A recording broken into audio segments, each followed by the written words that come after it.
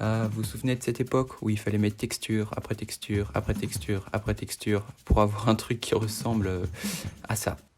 Mais heureusement, j'ai la solution pour vous aujourd'hui. Avant de commencer, quand même, je vous invite à vous abonner et à mettre la petite cloche, ça vous coûte rien. Sur ce, c'est parti. Alors, on va aller dans Shader Editor, créer un nouveau matériel, et ensuite on va dans Edit, Préférences, et dans les add-ons, on va chercher Node Wrangler. Donc moi je mets juste Node, et voilà, c'est le troisième, on le coche. Une fois que vous avez fait ça, vous allez sélectionner le principal texture et rentrer ses commandes. Pouf, on a ça qui s'ouvre. On a juste importé nos petites textures, comme ceci. On les sélectionne toutes, on les importe, et boum, on a tout organisé comme il le faut.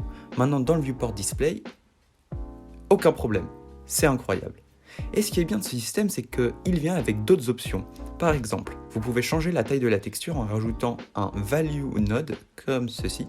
On le relie à scale, et maintenant quand on bidouille ça, vous pouvez voir ça change du coup la taille de la texture. Ensuite, une autre option qu'on peut faire, qu'on ne pouvait pas avant, c'est aller dans Cycles, dans Expérimental, et vous allez dans la texture, et voilà, ici vous allez remplacer dans Settings le Bump Only à Displacement et Bump. Après vous pouvez rajouter un petit soleil, et quand on regarde, voilà ce qu'on obtient. Voici avant et après, comme on peut le voir, c'est le jour et la nuit. Donc pour les textures, je vais les chercher sur texturehaven.com, c'est un site totalement gratuit avec des maps super bien faites. Sur ce, je vous souhaite une excellente journée.